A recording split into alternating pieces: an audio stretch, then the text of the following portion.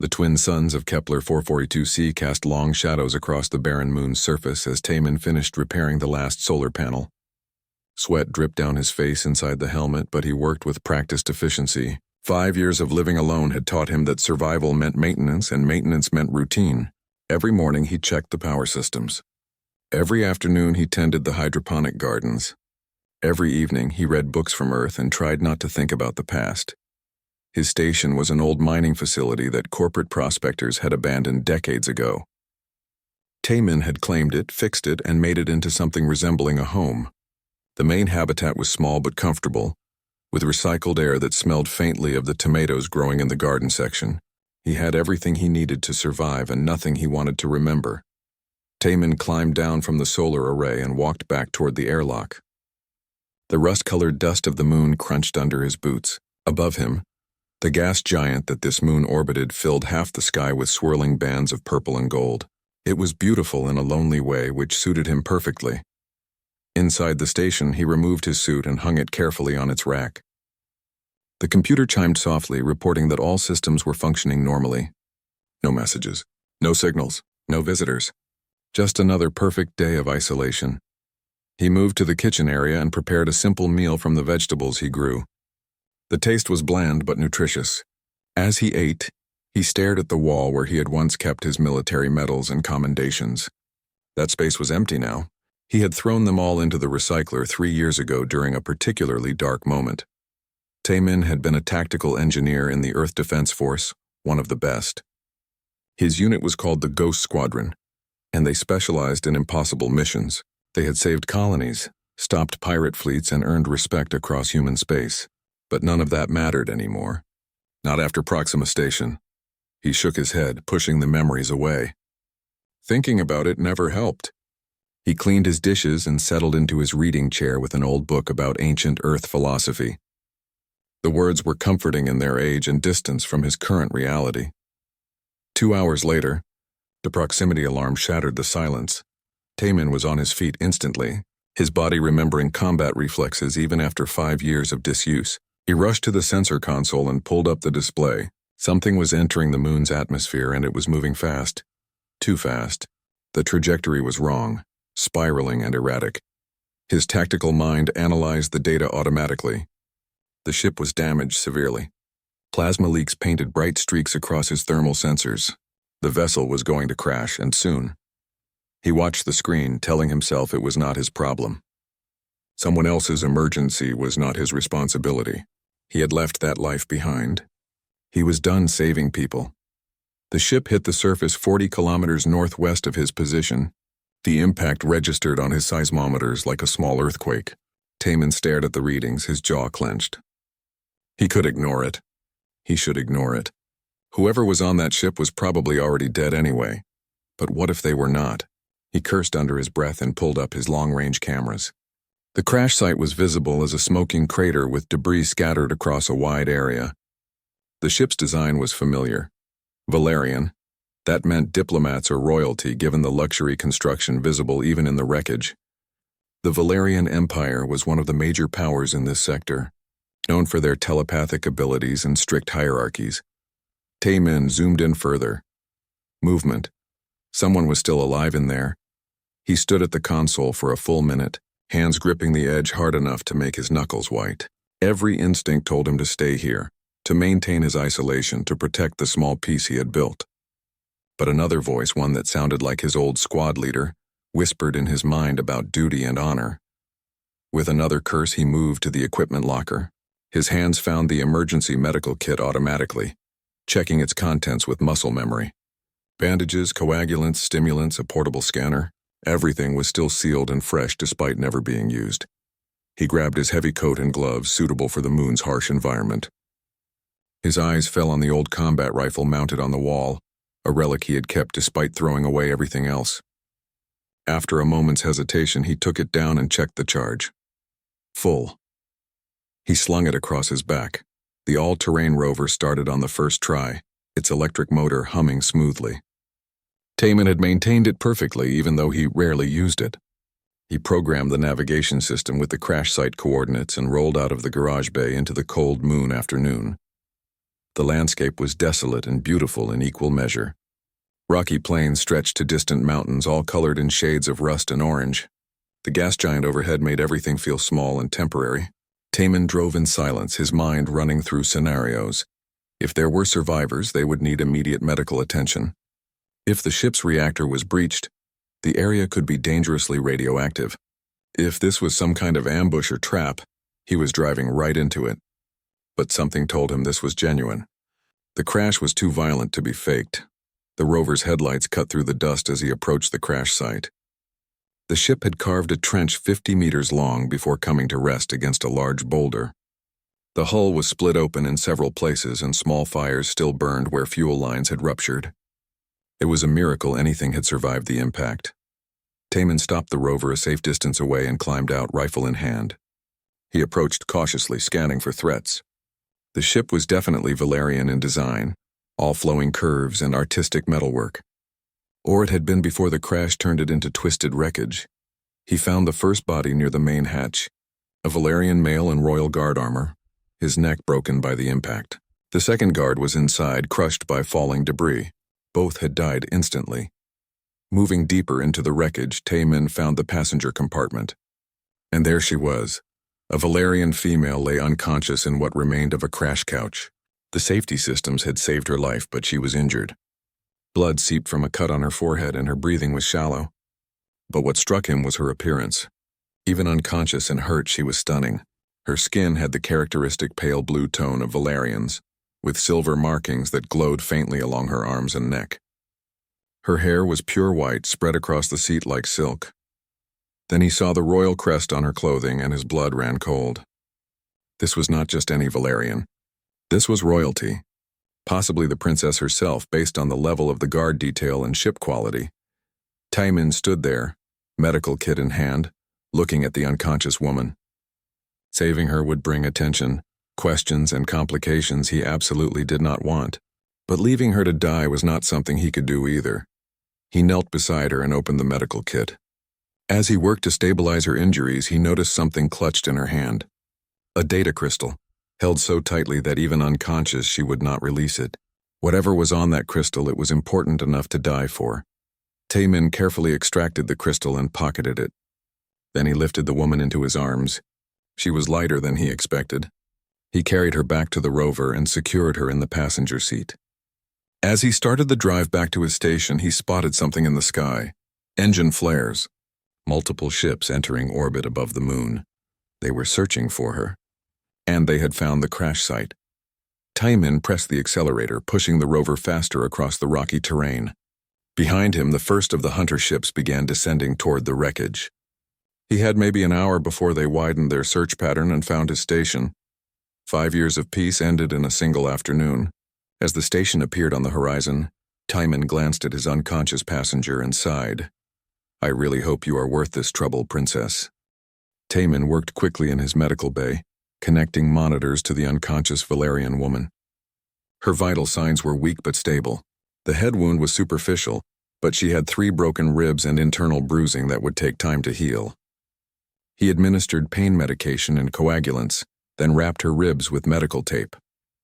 The station's computer beeped softly, displaying her biological data.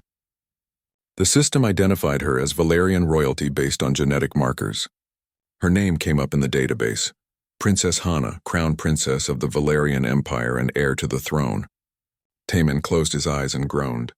Of course, he had not just rescued any royal, he had rescued the most important one. While she remained unconscious, he examined the data crystal he had taken from her hand. It was encrypted with military-grade security, far beyond what he could crack with his station's systems. Whatever information it contained was valuable enough to kill for. That explained the hunter ships. Taman moved to his security console and pulled up the sensor feeds. 3 ships were now in orbit, systematically scanning the moon's surface. They were Krithian raiders based on their ship design. The Krithians were known as brutal mercenaries who worked for whoever paid them enough. Someone had hired them to kill the princess. He had maybe 2 days before their scans found his station. The facility had some stealth features, but nothing that could hide them forever. He needed a plan, but first he needed answers. And for that, he needed the princess to wake up. She remained unconscious for 2 full days. Taman kept her stable and comfortable while preparing his defenses. He activated weapons systems that had been dormant for 5 years, checking each one carefully. The station had automated turrets, energy shields, and a few other surprises he had installed for exactly this kind of emergency. He had hoped never to use them. On the morning of the 3rd day, Princess Hana opened her eyes. Taman was in the kitchen area making breakfast when he heard movement from the medical bay. He grabbed his pistol from habit and moved quickly to the door. The princess was sitting up looking around with confusion and growing panic. When she saw him, her eyes widened. "Who are you?" she demanded, her voice hoarse but commanding. "Where are my guards?" "What happened?" Taman stayed near the door, keeping his hands visible but ready. Valerians had telepathic abilities, and he did not know if she could use them while injured. "Your ship crashed. Your guards did not survive. I brought you here to my station." Hana's face went pale, and for a moment she looked lost. Then her royal training took over, and her expression hardened. "I need to contact the Valerian embassy immediately. Give me access to your communication systems." "No," she stared at him in disbelief. People clearly did not refuse her often. "I am Crown Princess Hana of the Valerian Empire." "I command you to—" "This is my station," Taman interrupted calmly. "I do not care about your title. And if I send a signal, the raiders hunting you will find us in minutes. They are already searching." That stopped her. She processed this information quickly, and he could see the intelligence behind her eyes. "Raiders? Who sent them?" "That is what I want to know." He pulled out the data crystal and held it up. "You were holding this when I found you. Care to explain why people are trying to kill you?" Hana reached for it instinctively, then winced as her broken ribs reminded her they existed. Taman walked over and handed her the crystal, then stepped back. She looked at it and emotions played across her face. "Grief, anger, determination. My uncle," she said quietly. "Prince Day 1. He is staging a coup. This crystal contains proof of his conspiracy with the Crithian clans. He plans to assassinate my mother and claim the throne. I was taking this evidence to the Empress when his hired killers attacked my ship." Taman absorbed this information. A coup in the Valerian Empire would destabilize the entire sector. Billions of lives hung in the balance, and he had just gotten involved in the middle of it. "So you need to get this to your mother," he said. "But every official route is compromised. Your uncle will have people watching all the jump gates and communication relays." "Yes." She looked at him with new interest. "You think tactically. You were military. It was not a question." Taman nodded slowly. "Earth Defense Force, former." "Former," she repeated, noting the word choice. "Why former?" "Not your concern." He moved to the medical console and checked her readings. "You will be able to move in a few days, but running or fighting is out of the question for at least 2 weeks. Those ribs need time to heal. I do not have 2 weeks. Every day that passes, my uncle solidifies his power. He could move against my mother at any moment. Then you need a new plan." Taman looked at her seriously. "The raiders will find us soon. When they do, we either fight or run. You are in no condition for either." Hana tried to stand, clearly intending to prove him wrong. She made it halfway up before the pain doubled her over. Taman caught her and eased her back down.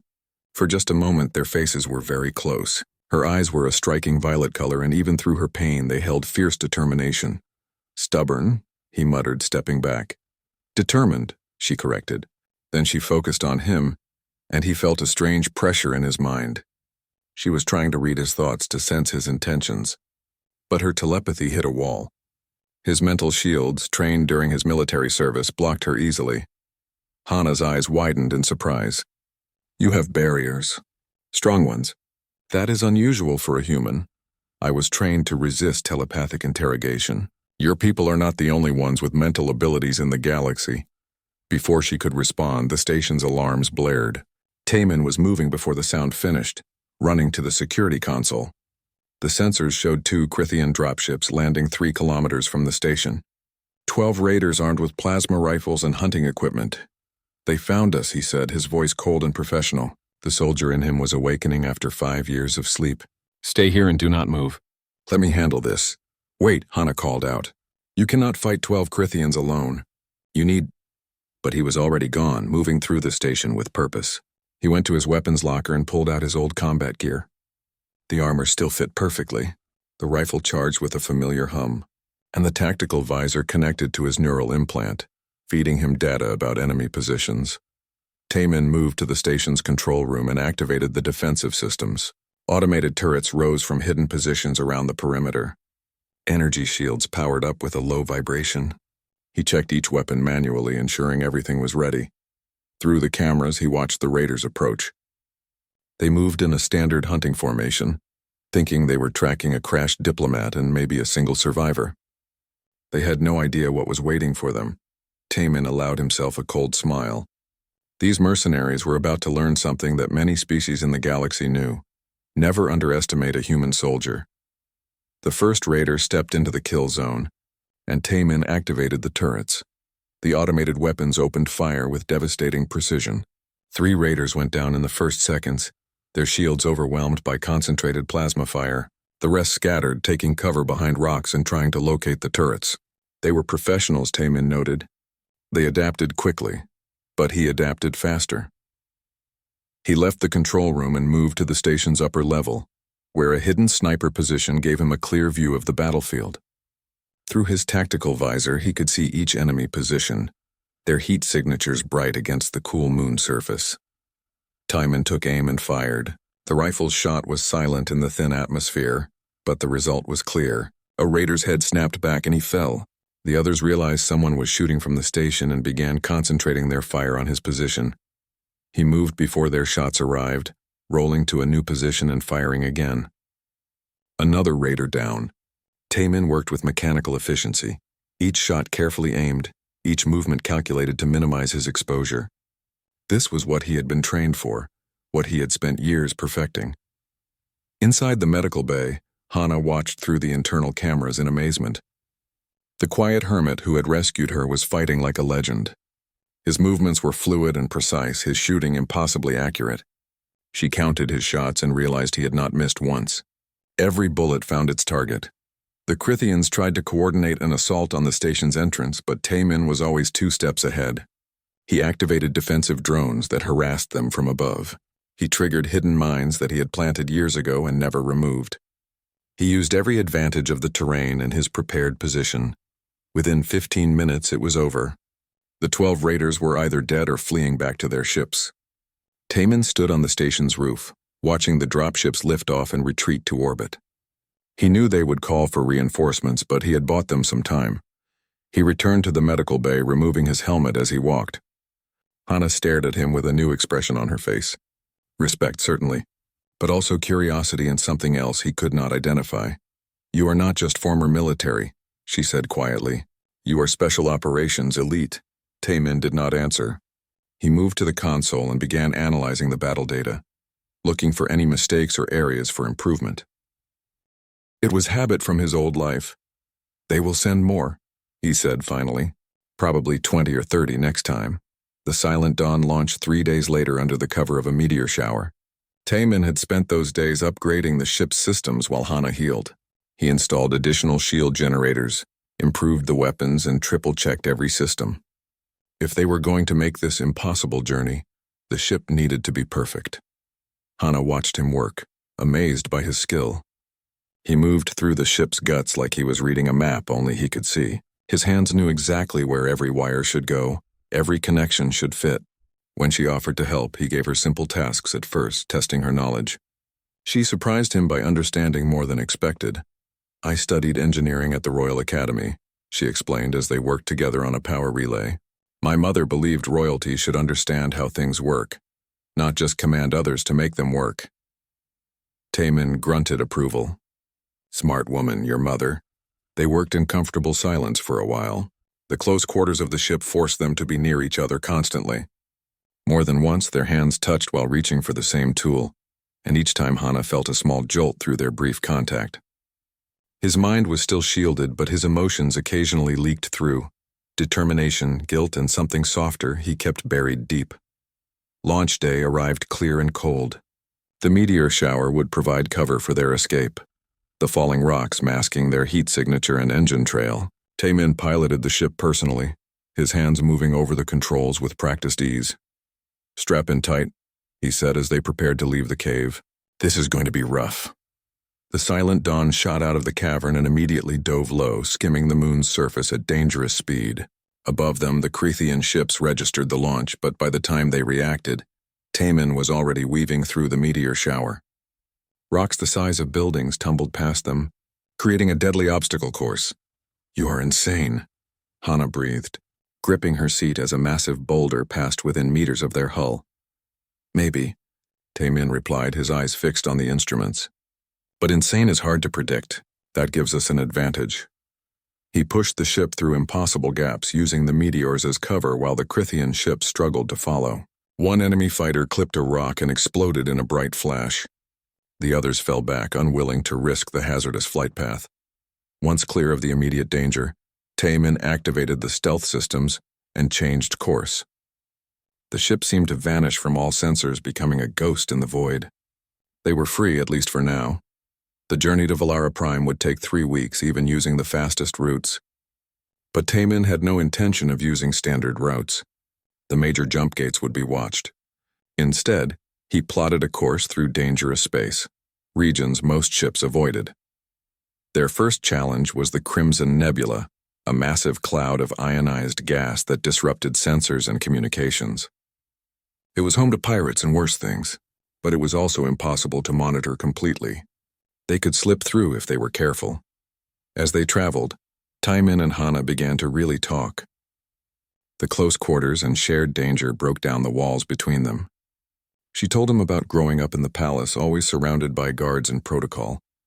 She spoke of her loneliness, the weight of being heir to billions of people, the crushing expectations.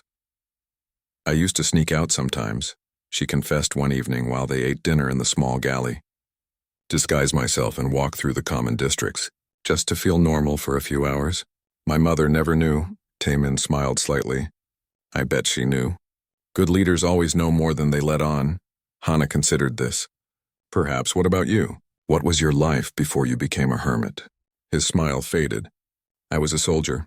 Ghost Squadron, Tactical Engineering Division. We ran the missions nobody else could handle." "What happened?" she asked gently. The silence stretched between them. Finally, Taman spoke, his voice distant. "Proxima Station. We were supposed to extract civilians before a pirate fleet arrived. Intelligence said we had 6 hours. We had 30 minutes. Someone sold us out, gave the pirates our timeline." He stared at his hands. "My squad, all of them died buying time for the evacuation. I was the only one who made it out. 200 civilians lived because my friends died. Everyone called me a hero. Gave me medals," he laughed bitterly. "I felt like a coward. Still do." Hana reached across the table and placed her hand over his. The touch was warm, and she let a small tendril of her empathic ability flow through, not reading his thoughts, just offering comfort. She felt his pain, raw and old, and sent him what peace she could. "You saved 200 lives," she said firmly. "Your squad would be proud. They died doing what they chose to do, protecting others. Surviving does not make you a coward. Living with the guilt takes more courage than dying." Taman looked at her, really looked at her, and something shifted in his expression. For the first time since they met, his shields weakened slightly. She felt gratitude and something warmer.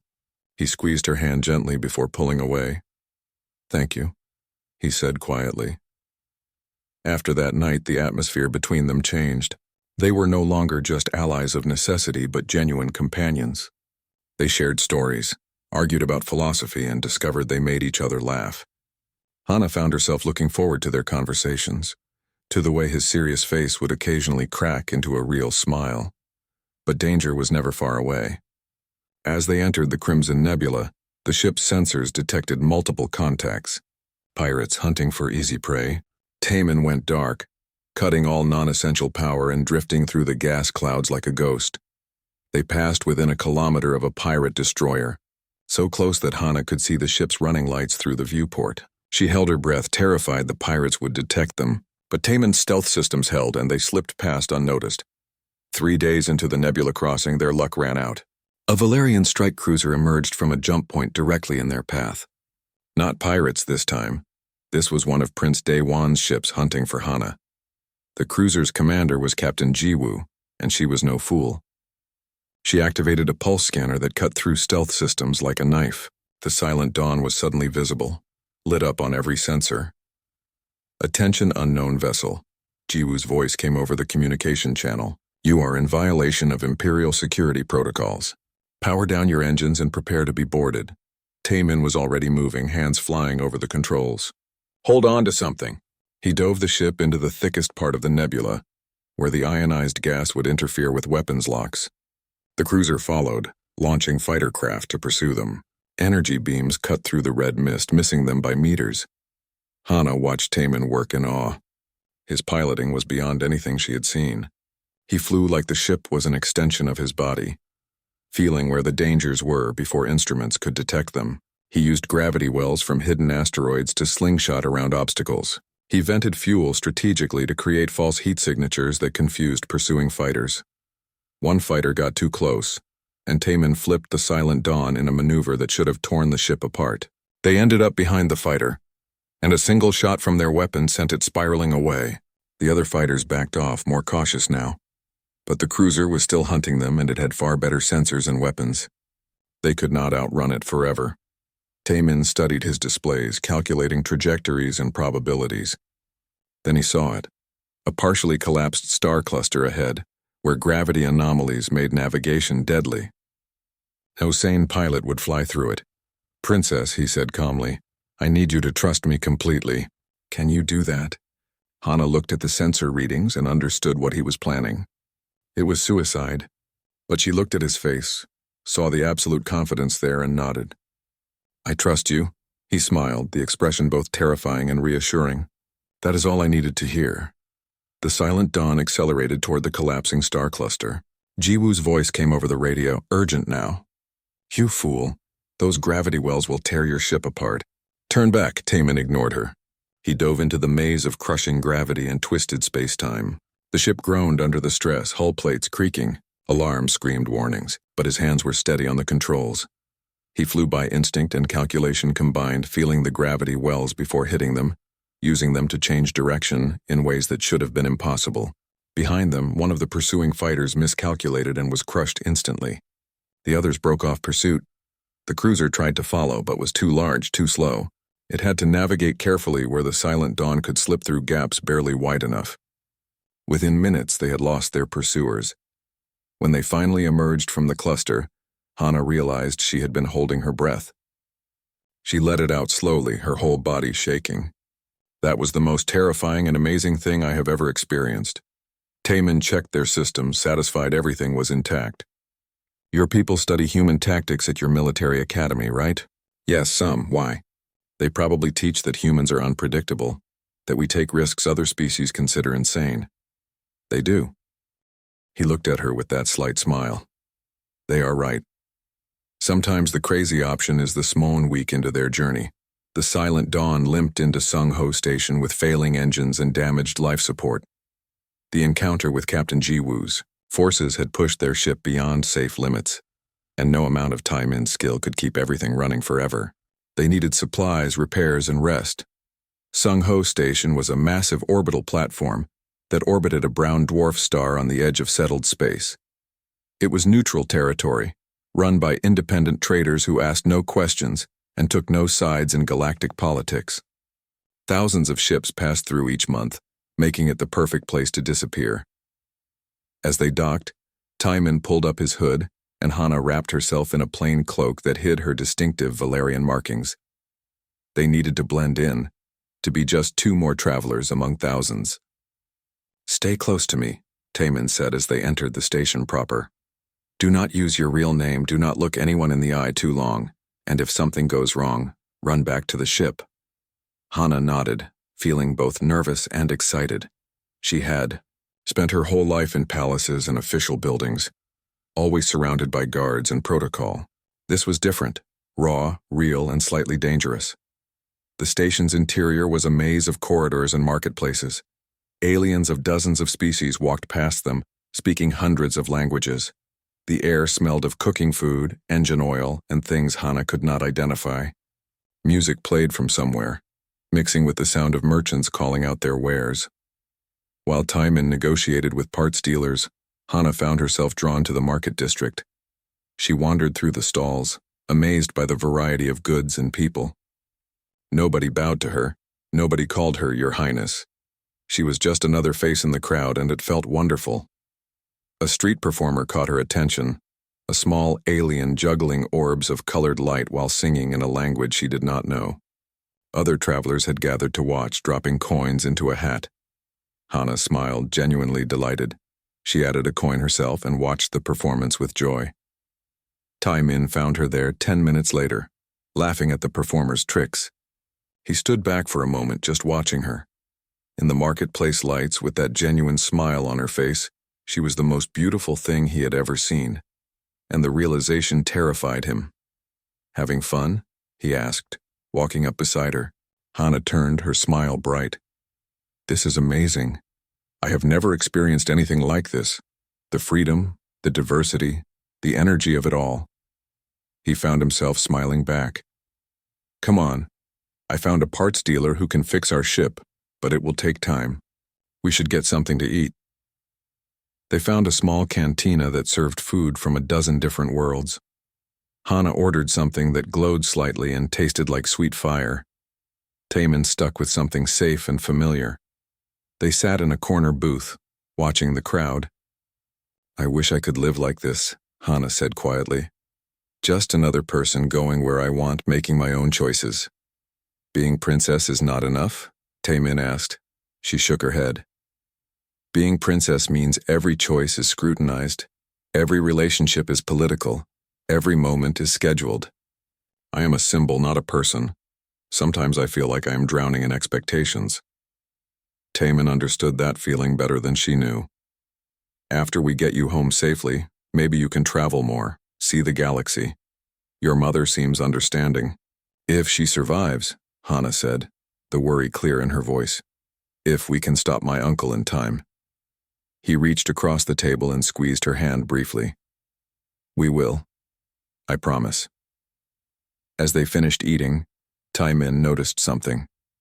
At a nearby table, a group of aliens were talking about humans. Their voices carried just enough for him to hear. "Never corner a human," one said, a species Tai Min did not recognize. "They will do something insane just to spite you." "I heard about a human ship that flew through a solar flare to escape pirates," another added. "Crazy species, but effective." A third creature laughed. "My cousin said humans are like small pack predators from his world, not the strongest or fastest, but they work together and never stop hunting." Scary thought. Hana had heard them too. She looked at Taemin with new understanding. "Is that how other species see humans? As dangerous because of your mindset?" "Partly," he admitted. "We are not the strongest or most advanced, but we adapt, we improvise, and we do not give up. Other species calculate odds and retreat when they are unfavorable. Humans fight anyway and somehow make it work. It makes us unpredictable. Dangerous." She studied his face. "Is that what happened at Proxima Station? You fought against impossible odds?" "We fought because it was the right thing to do," he said simply. "The odds did not matter. Those people needed help." Before she could respond, Taemin's communicator beeped. He checked it, and his expression hardened. "The parts are ready. We should get back to the ship." They left the cantina and headed through the less crowded corridors toward the docking bay. But Taemin felt something wrong. Years of combat experience had given him an instinct for danger, and right now it was screaming at him. "Walk faster," he said quietly to Hana. "Something is not right." They turned a corner and found their path blocked by station security. 6 guards, all armed, all watching them. Behind them stood a woman Taemin recognized, Bora, an old war buddy from his Ghost Squadron days. She looked uncomfortable but determined. "Hello, Taemin," Bora said. "It has been a long time." Taemin's hand moved slowly toward his concealed weapon. "Bora, what is this?" "I am sorry, truly, but the bounty on the princess is too much to ignore, enough to pay off my debts and retire. I know you understand about debts." Betrayal cut deeper when it came from friends. Taemin felt Hana tense beside him, preparing to fight or run. He calculated angles, distances, probabilities. 6 guards plus Bora, all with guns drawn. If shooting started, people would die, maybe including Hana. "You do not have to do this," he said. "Let us walk away, and we both pretend this never happened." Bora shook her head sadly. Prince Daewon's hunters are already on their way. It is over, Taemin.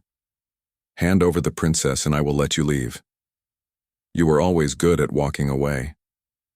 That last comment stung because it was true, but not anymore. Not this time. No, Taemin said firmly. If you want her, you go through me. The security guards shifted nervously. One of them whispered, "Is that the human who flew through the gravity cluster?" The one Captain Jiwoo reported. Fear rippled through the guards. Humans had a reputation, and Taemin was clearly one of the dangerous ones. Bora sensed her advantage slipping. "Take them," she ordered. Taemin moved first. He had been mapping the corridor while they talked, noting every weapon, every sight line, every piece of cover. His gun came up and fired once, hitting the lights. Darkness fell. In the confusion, he grabbed Hana's hand and pulled her sideways into a maintenance passage. Shots fired where they had been standing, but Taemin was already moving. He knew stations. Like this, maintenance tunnels connected everything if you knew where to look. They ran through the narrow passages, the sound of pursuit echoing behind them. Hana kept pace despite her still healing ribs, trusting Taemin completely. He led them through a maze that only someone with his training could navigate. They emerged, in a cargo section near their docking bay, but more security waited there. And worse, Captain Jiwoo herself stood by the silent dawn with a full squad of Valerian warriors. "End of the line," Jiwoo called out. Her warriors had plasma rifles trained on them. "Princess Hana, you will come with me peacefully. Prince Daewon awaits your return." Hana stepped forward, chin high. "My uncle is a traitor and you know it, Jiwoo. Why do you serve him?" "I serve the Valerian Empire," Jiwoo replied. "Prince Daewon is now the legitimate ruler. The Empress was declared unfit to serve due to age and failing health." "Lies," Hana's voice rang with fury.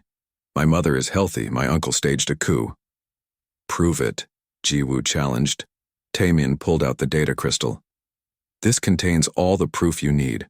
Financial records, communication logs, everything showing Prince Daewon's conspiracy with the Krithian clans. Let me transmit it to your ship and you can verify it yourself." Jiwoo hesitated, clearly torn between duty and honor.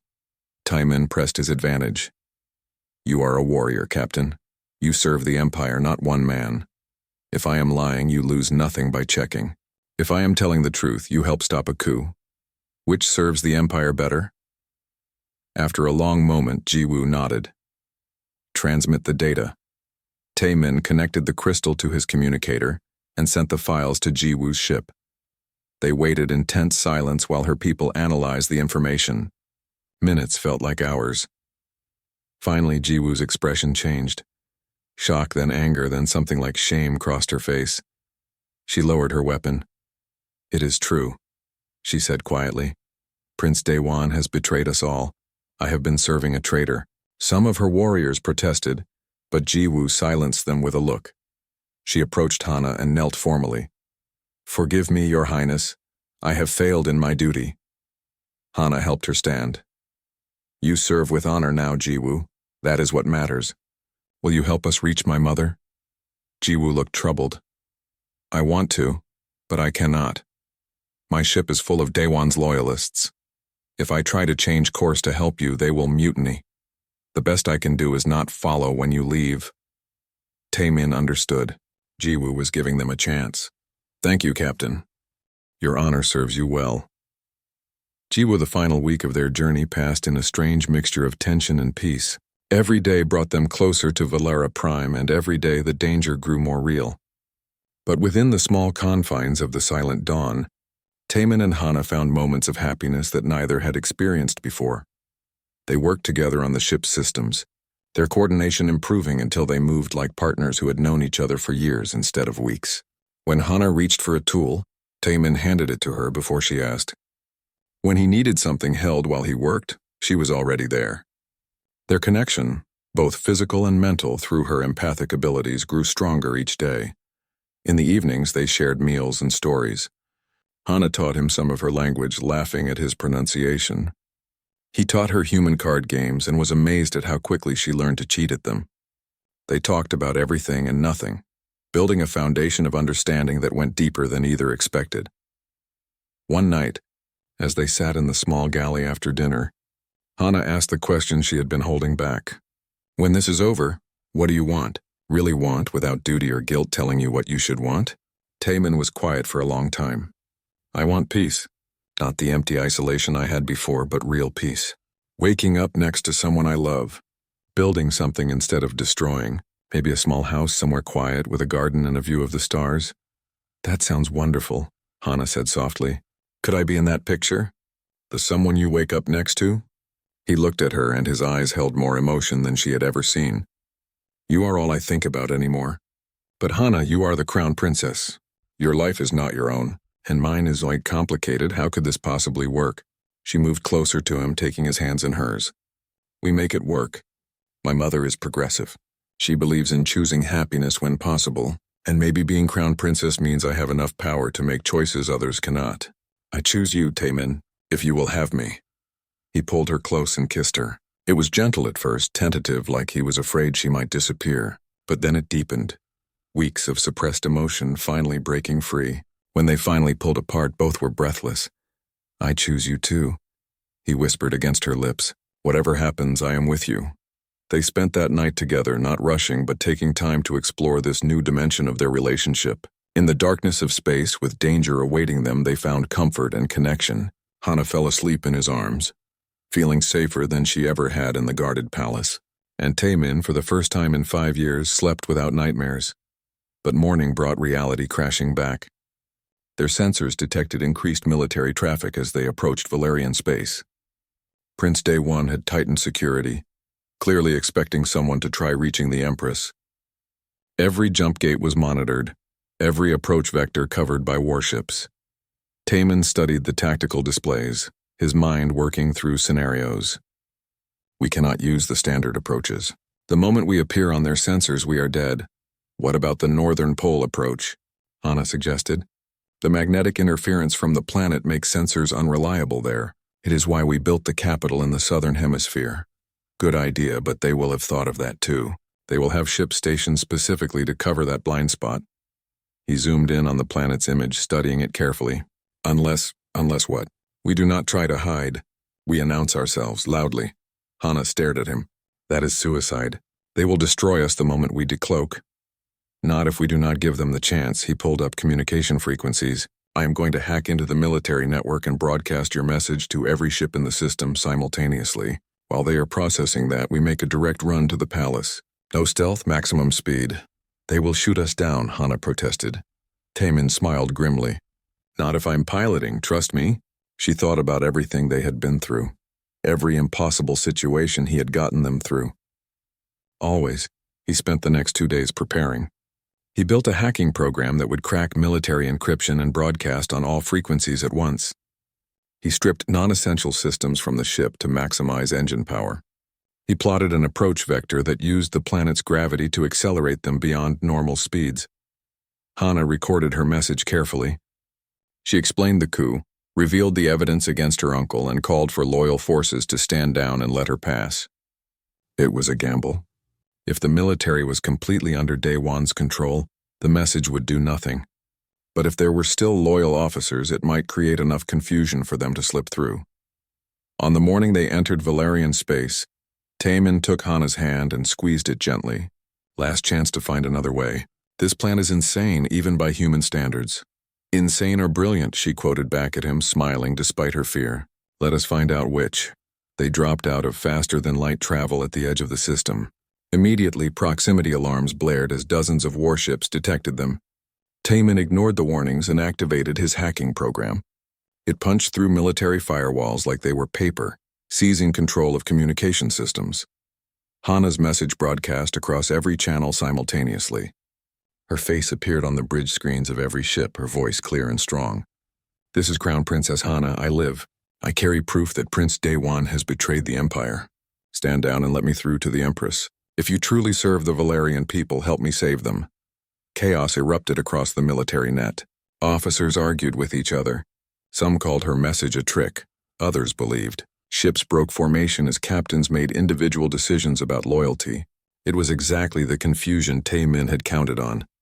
He pushed the engines to maximum and aimed straight for Valara Prime. The Silent Dawn shot forward like a missile, accelerating beyond what should have been safe. The hull shook with stress, but the ship held together. Several warships opened fire, but their shots were poorly coordinated due to the confusion. Taemin wove through the laser fire with incredible skill, using the larger ships as shields and exploiting every gap in their coverage. Hana watched in amazement as he performed miracles of piloting, the ship dancing through death with apparent ease. "You are insane," she breathed. "You said you trusted me," he shot back, grinning fiercely. This was what he had been trained for, flying into impossible situations and coming out alive. He felt fully alive for the first time since Proxima Station. They punched through the orbital blockade and entered the planet's atmosphere. Now the race was on. Prince Day-1 would know they were coming. Ground defenses would be activating. They had minutes at most before the palace became an impenetrable fortress. Taemin dove the ship through clouds and canyons, flying low to avoid detection. The capital city appeared ahead, a sprawling metropolis of crystal towers and hanging gardens. The royal palace sat at its heart, a magnificent structure that gleamed in the sunlight, but the palace defenses were already active. Automated turrets tracked their approach. Energy shields shimmered to life. Taemin's tactical display showed him a dozen ways to die and no clear path through. "Hold on," he said grimly. "This is going to be rough." He cut all engines and let the ship fall. Gravity pulled them down faster and faster. The palace defenses hesitated, their programming confused by a ship that was not using engines. Then, at the last possible moment, Taemin fired the engines at full power. The sudden deceleration threw them both against their restraints painfully. The ship groaned in protest. But the maneuver worked. They had fallen through the defensive grid before it could target them properly. Now they were inside the palace's perimeter, too close for the automated systems to track. Taemin crash-landed in the palace gardens, the ship tearing through carefully maintained flower beds and fountains. The landing was violent, throwing them around inside the cockpit despite the restraints. When they finally stopped, half the ship was buried in dirt and one engine was on fire. "We made it," Hana said in disbelief. "We actually made it." "Not yet." Taemin was already unbuckling, grabbing weapons from the emergency locker. "We still need to reach your mother, and I guarantee your uncle has guards waiting." They kicked open the damaged hatch and stumbled out into the garden. The palace loomed above them, both beautiful and threatening. Alarm sirens wailed across the grounds. Taemin could hear guards shouting and running toward their position. "This way," Hana said, leading him toward a side entrance. "Servants' corridor. I used it when I would sneak out as a child." They ran through marble halls and hidden passages, Hana's knowledge of the palace proving invaluable. They passed shocked servants and confused guards who were too surprised to react quickly. Behind them, organized pursuit was forming, but Taemin and Hana stayed ahead. Finally, they reached the throne room's outer chamber. A dozen guards stood between them and the massive doors. These were not confused or uncertain. These were Prince Day-1's personal soldiers, and they had weapons drawn. "End of the line, traitors," their captain sneered. "Prince Day-1 will reward us well for your heads." Taemin stepped in front of Hana protectively. "Last chance to stand aside. We do not want to hurt you." The guards laughed.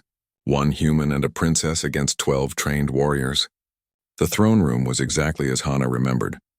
Vast and beautiful, with crystal pillars reaching toward a domed ceiling painted with the history of the Valerian Empire.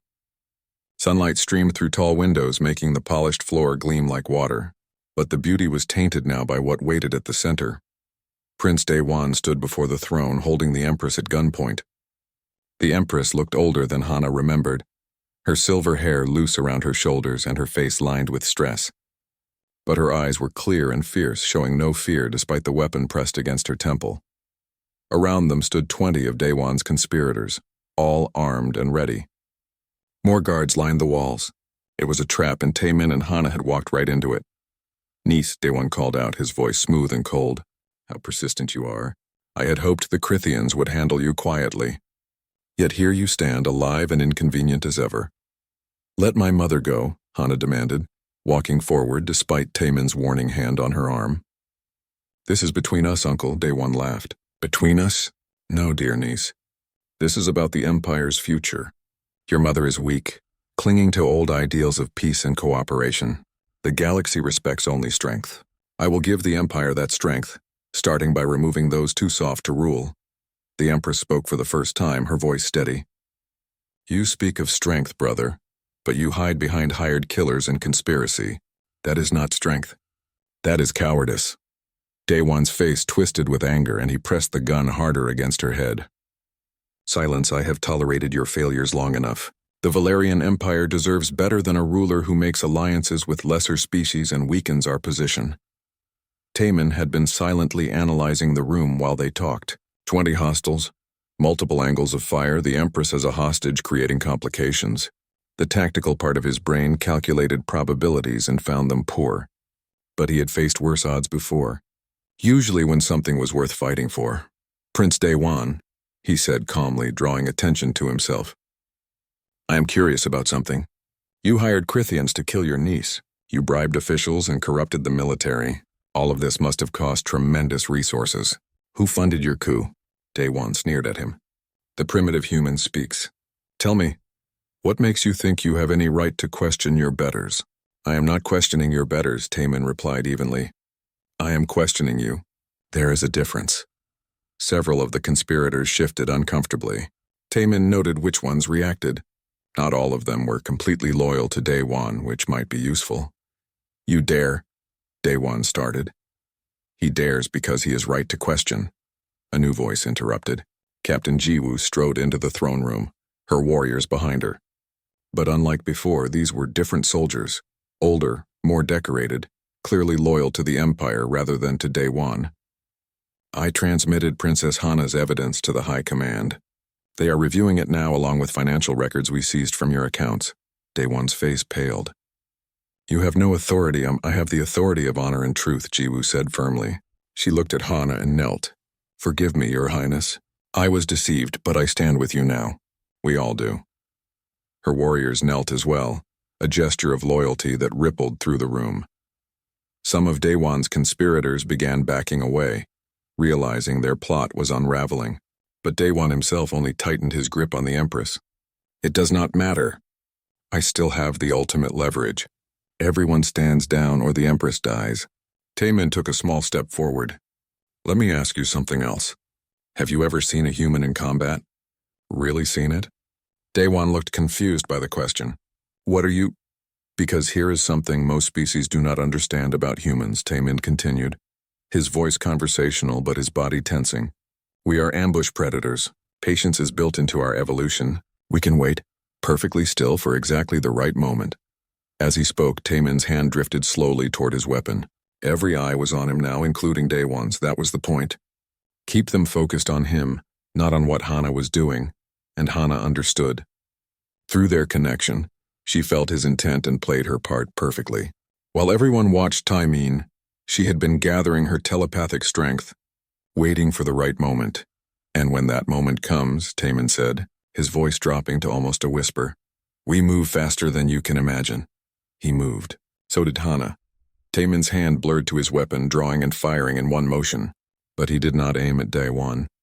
He aimed at the ornate chandelier hanging directly above the prince. The shot severed the chain and tons of crystal came crashing down. Simultaneously, Hana unleashed her telepathic abilities at full strength. Not attacking anyone's mind, but creating a pulse of pure, overwhelming sensation that stunned everyone in the room for just a moment. It was the telepathic equivalent of a flashbang grenade. In that frozen instant, several things happened at once. The Empress, who had been tensed and ready, threw herself backward away from Day-Wan. The falling chandelier forced Day-Wan to dive aside to avoid being crushed. And Taemin was already running, crossing the distance between them with incredible speed. By the time everyone recovered from the telepathic pulse, Taemin had reached the Empress and pulled her to safety behind a pillar. Day-Wan lay on the ground, his weapon knocked from his hand by falling crystal. His conspirators were in chaos, some trying to help him, others surrendering to Jiwoo's warriors. Taemin stood over Day-Wan with his gun aimed at the prince's head. His finger was steady on the trigger and his face showed no emotion. For a long moment everyone waited to see if he would fire. Do it, Day-Wan spat. Prove you are just another violent human. Taemin looked at him coldly. That is where you are wrong. I am violent when necessary, but I am not a murderer. And more importantly, I trust the Valerian justice system to handle you appropriately. He looked at Jiwoo. Captain? Jiwoo's warriors moved forward and secured Daewon in restraints. The other conspirators were likewise arrested. The coup was over, ended not by massive battles but by two people who refused to give up. The Empress stood shakily, supported by Hana. Mother and daughter embraced tightly, both crying with relief. Taemin stepped back to give them privacy, but the Empress reached out and pulled him into the embrace as well. You saved my daughter, she said, tears streaming down her face. You saved me. You saved the Empire. How can I ever thank you? Taemin felt uncomfortable with the gratitude. I just did what needed to be done, Your Majesty. No, the Empress said firmly. You did far more than that. You could have stayed hidden in your isolation. Instead, you chose to help a stranger because it was right. That is heroism, whatever you might tell yourself. She turned to address the assembled people in the throne room. More had gathered during the confrontation, word spreading throughout the palace. Courtiers, guards, servants all stood watching. Today, the Valerian Empire was saved by the courage and honor of my daughter, and a human who asked nothing in return for his help, the Empress declared, her voice carrying throughout the massive room. Let this be remembered, and let it remind us that strength comes not from cruelty or domination, but from choosing to help others even at great cost to ourselves. The assembled people knelt, a gesture of respect and gratitude. Even Jiwoo and her warriors knelt. Hana stood beside Taemin, holding his hand tightly. Mother, Hana said, I have something to ask you. Something important. The Empress looked at their joined hands and smiled. I think I know what you want to ask, but let us discuss it properly, not in a throne room surrounded by witnesses. Come, both of you. We have much to talk about. As they followed the Empress to her private chambers, Taemin felt the weight of 5 years of guilt finally beginning to lift. He had not saved his squad at Proxima Station. He could not change that past. But he had saved Hana, saved the Empress, saved an empire. Maybe that was enough. Maybe he could finally forgive himself. Later that evening, in the Empress's private study, the three of them sat together. The room was comfortable, filled with books and art, more like a home than a palace. The Empress poured tea herself, a gesture that surprised Taemin. So, the Empress said, looking at them with knowing eyes, my daughter wishes to marry a human. A former soldier who became a hermit and somehow ended up becoming a hero again. Hana blushed but met her mother's gaze steadily. I love him, Mother. And he loves me. I know it is unconventional, but the Empress raised a hand, smiling. Do you think I reached my age and position without learning that love is rare and precious? That happiness should be grasped when possible. She looked at Taemin. Tell me honestly, do you love my daughter? More than anything, Taemin said without hesitation. She gave me back something I thought I had lost forever. A reason to live instead of just surviving. And you make her happy. I can see it in her eyes. The Empress sipped her tea thoughtfully. There will be political complications, of course. Some will object to the Crown Princess marrying an alien, but I have enough power and goodwill after surviving this coup to push it through, if this is truly what you both want. It is, Hana and Taemin said simultaneously, then laughed. The Empress smiled warmly. Then you have my blessing. But Taemin, I have a request. Your skills of 6 months had passed since the coup, and the Valerian Empire had changed in ways both subtle and profound. Prince Daewon and his conspirators faced trial, and were sentenced to life imprisonment on a remote penal colony. The military had been purged of disloyal elements and restructured under new leadership. And standing at the heart of these changes was Taemin, now officially titled as Chief of Imperial Security. He stood in the war room of the Imperial Palace, briefing senior officers on new tactical protocols. The room was full of Valerian commanders, their expressions ranging from respectful to skeptical.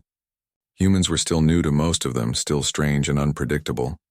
The key to human tactics is adaptability, Taemin explained, gesturing to a holographic display showing various combat scenarios. Do not commit to a single plan. Always have alternatives ready. Your enemy will do something unexpected, and you need to be more unexpected in response. But that creates chaos, one commander objected. How do you maintain unit cohesion if everyone is improvising? You train your people to think independently while working toward a common goal, Taemin replied. Rigid command structures break when communication fails. Flexible forces adapt and survive. Look at these battle simulations. He pulled up data from recent training exercises where Valerian units had employed human-style tactics. The results were impressive. Lower casualties, higher success rates, faster response times. The numbers spoke for themselves. I understand this requires a cultural shift, Taimin continued. Valerian military tradition emphasizes honor and discipline. Keep those values but add adaptability. Honor without flexibility is just pride, and pride gets soldiers killed. The commanders nodded slowly, beginning to understand. Over the past months, those who initially resented taking orders from a human had come to respect him. Not because he demanded it, but because he earned it through competence and genuine care for their forces. After the briefing ended, Taimin walked through the palace corridors toward the royal quarters. He still found the palace overwhelming sometimes. Too much space, too many people, too much formality. But he was learning to navigate it, and more importantly, he had a reason to be there. Hana met him in their private chambers, a suite of rooms that managed to be both luxurious and comfortable. She had redecorated it to suit both their tastes, elegant Valerian art alongside simple human furniture. It was a perfect blend of their two worlds. How was the briefing? She asked, kissing him in greeting. Better. They are actually starting to listen instead of just nodding politely, he said, pulling her close. Commander Wu Jin even asked intelligent questions today instead of challenging every point. Hana laughed. Progress. Mother says the High Council has noticed the improvement in our forces. You are changing the way they think about humans. One briefing at a time, he said modestly, but he was pleased. Changing minds was harder than winning battles, but more important in the long run. Their wedding had taken place 3 months ago, a small, private ceremony as they had wanted, with only close family and friends present. The public celebration had been large and formal, necessary for political reasons, but the private ceremony was what mattered to them both. Taimin still wore the simple band on his finger, a human tradition that Hana had adopted enthusiastically. Are you ready for tonight? Hana asked. The Alliance Summit starts in 2 hours, Taimin groaned. Politics. My least favorite thing. You face down armed killers without blinking, but a diplomatic dinner makes you nervous? She teased him gently. At least with armed killers, I know what to expect. Diplomats are unpredictable, she kissed his cheek. You will be fine. Besides, I will be there. We face everything together now, remember? Those words still filled him with warmth every time he heard them. Together. After 5 years of isolation, having someone to face the world with was a gift he never took for granted. The Alliance Summit was a major event.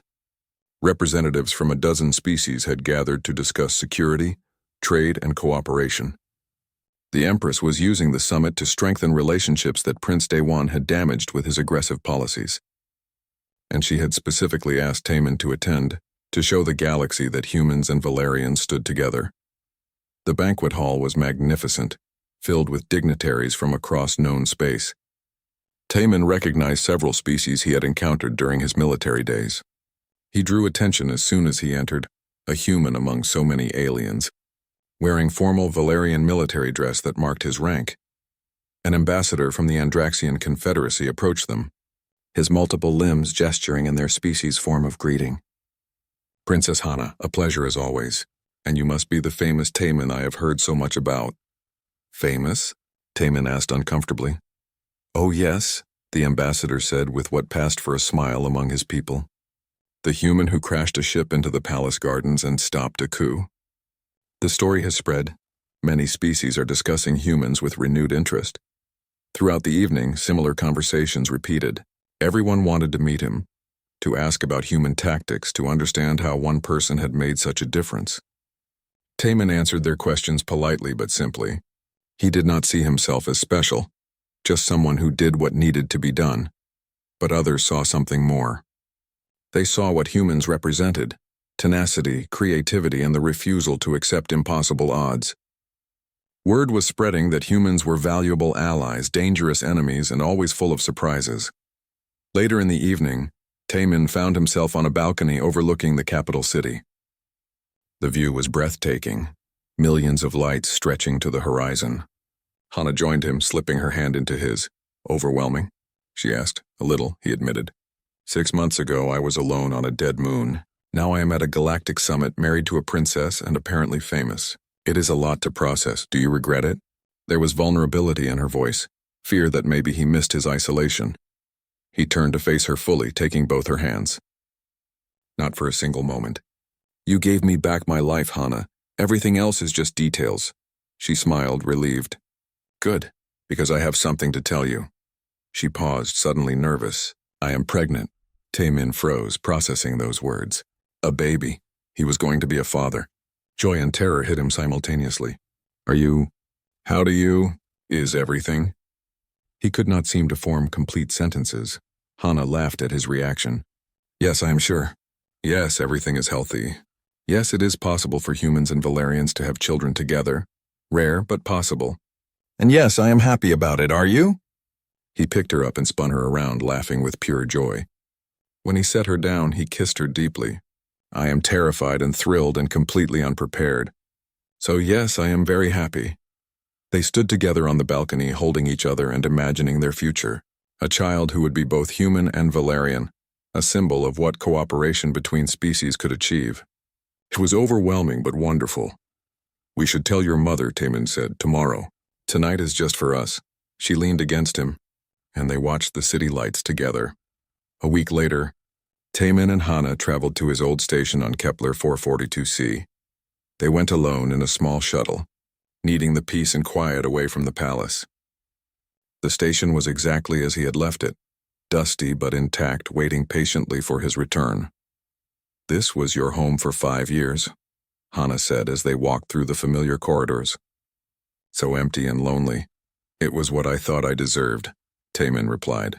Punishment for surviving when others did not. But you showed me that surviving is not something to feel guilty about. It is an opportunity to honor those who did not make it by living well. They went to the garden section, where the plants had died from neglect. Together they began cleaning and replanting, working side by side in comfortable silence. This place would be their retreat, Taemin decided. A place to remember what mattered when palace life became too complex.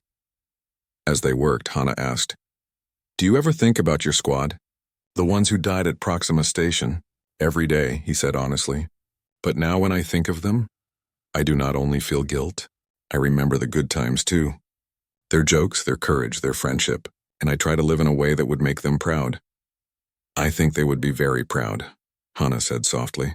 You saved an empire. You are building something positive. You are going to be a father. Those are good ways to honor their memory. He pulled her close, kissing the top of her head. Thank you for not giving up on me, for seeing past the broken hermit to the person who could still do some good. You were never truly broken, she corrected, just hurt and hiding. All I did was remind you of who you really are. They finished the garden work and climbed to the station's observation dome, where they had a perfect view of the gas giant and stars beyond. They made love slowly and tenderly, celebrating life and connection in the place where Taemin had once resigned himself to loneliness. Afterward, lying together in the quiet, Taemin felt completely at peace. The ghosts of his past would always be with him, but they no longer controlled him. He had found redemption not through grand gestures but through small acts of courage, choosing to help a stranger, opening his heart to love, accepting that he deserved happiness. I love you, he whispered to Hana,